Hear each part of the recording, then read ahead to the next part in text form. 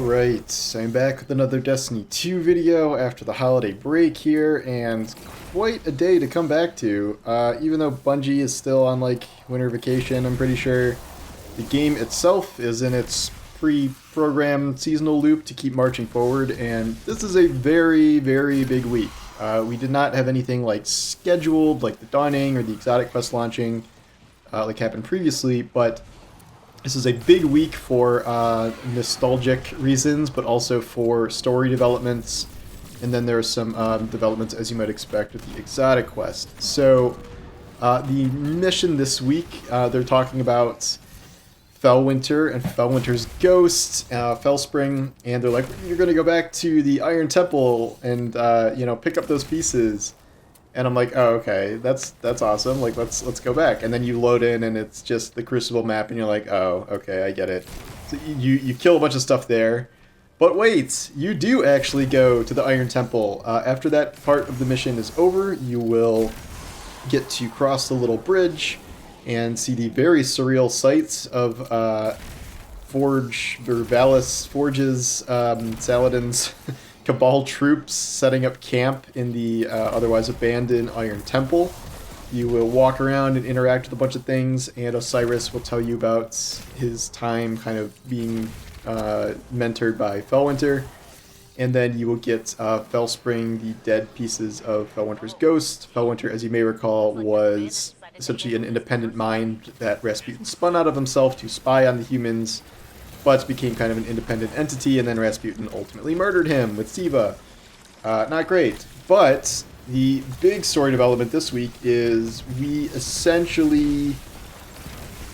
have Rasputin as an NPC now, officially, kind of. So, Rasputin gets the ability to talk once we upload some of Fellwinter's bits and pieces to him. He now speaks English. He now sounds like a garbled version of Clovis, which they have, like, story reasons for. They're like, I'm using Clovis's vocal synthesizers, blah, blah, blah. I think this is just so they can have the same voice actor for the two characters, which is fine. I don't care. That's fine. They don't really even sound, like, identical, so I think it's okay. And it's all about the performance, too. Clovis is, like, super snotty, and Rasputin is not. And Rasputin tells us this elaborate tale in one of those Inkblot cutscenes where, surprise, surprise, Clovis Bray did not originally build Rasputin to protect humanity for the benevolent good of all mankind. He built it to have a way to control the world.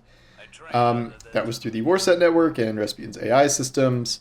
But it was Anna who taught Rasputin to be self-aware and deviated from that path, and Rasputin made the conscious choice to lock Clovis out. The original plan, literally, was to have Rasputin destroy the Traveler and take its place as the kind of god of Earth under Clovis's command. So this is the whole, like, Rasputin shot the Traveler during the collapse thing, except that didn't happen. This is kind of a variant of that story that was supposed to happen. The long-running theory was that Rasputin shot the Traveler to prevent it from leaving when the darkness came. That was like a mythical story of Destiny lore, but that is not true, and that is not what happened, and they're kind of addressing that here to say specifically that did not happen. That was the plan, according to Clovis, and then we get this confrontational scene where Anna is like going to shoot Clovis's exoframe with an Aikilos hand cannon, but ultimately she just jams Rasputin in his body instead with the red Rasputin engram, and then Clovis is once again locked back in Europa and all of those substations there. So he's still around, and I'm guessing he has other plans. There's some hints here that he sent a message to a copy of himself or something. I do wonder if any of this is going to have to do with Banshee.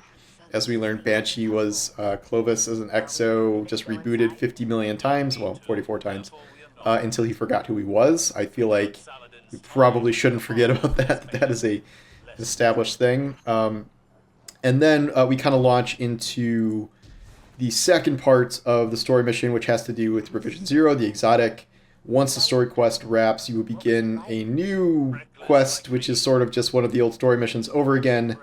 Some patrol farming on Europa, and then now we finally figured out what the Hake terminals are for. You had to go through Europa and use one of the Hake terminals at the end of the Perdition Lost sector. Then it's telling me now to run the mission on Legends to get the Frenzy Catalyst, as we know there are 4 catalysts for this. the Frenzy Catalyst for it. One of the upgrades you will get from the story mission this week is you get to choose. You can pick the laser one, the one that opens additional doors, or there's one that's like some sort of combat boost. Obviously, I picked the locked door one. As much as I am tired of getting fried by lasers, that seems like the most potentially interesting one. And so I have not run the Legends run of this yet. I'm just going to LFG 3-man it and just have it be not that big of a deal. I don't feel like soloing Legend for no reason. And I assume that will end with us getting the Catalyst. I am guessing since there are 4 of these, we'll have to do 4 runs of this thing. And get the Catalyst that way. There's like other stuff to unlock, like the barrels and the first column perks, and like I'm not exactly sure how that works, but I guess we will find out in short order here. So yeah, it's a good amount of stuff happening this week. I am pretty impressed by the moves in the story. Like, we're actually doing things. At first, Clovis is like, oh, let's check in with Anna later and see what her side project's doing. And I'm like, okay, we're going to have to wait another week. But no, we didn't have to wait another week. It just they jammed all these developments into this single week here. And it was pretty cool. I enjoyed it. In terms of the kind of wider pursuits here, it seems like we are going to get mostly, we probably have a couple more weeks left of the story, and then we probably will have additional weeks that will be the full unlocking of Revision Zero's potential with all the perks and all the options. I've already leveled it up to like, I don't know, 16 or something, so like, you know, once we get everything unlocked, I assume you're not going to have to be higher than level 20 to unlock anything specific.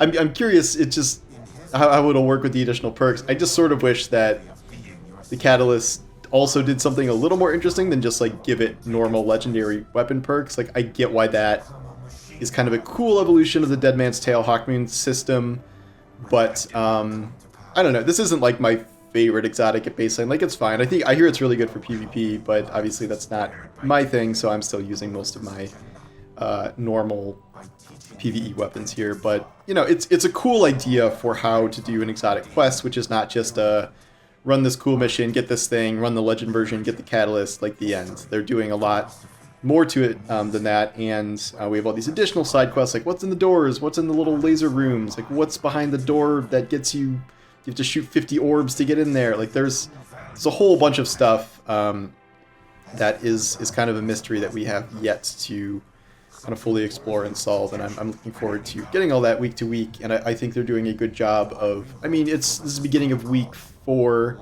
and I'm sure, like all things do, this will dry up by week 8 or week 10 or whatever, and there will be nothing to do. But like, you can't literally do something every single week new, especially when you are about to butt into Lightfall, because all of this stuff is going away. And like, there's some debate about whether the exotic quests will go away or the battlegrounds or whatever, but the season is going away, so it's either gone or it will drastically change. So there is probably going to be, I would say, at least a couple of weeks of sort of dead time to finish things up here.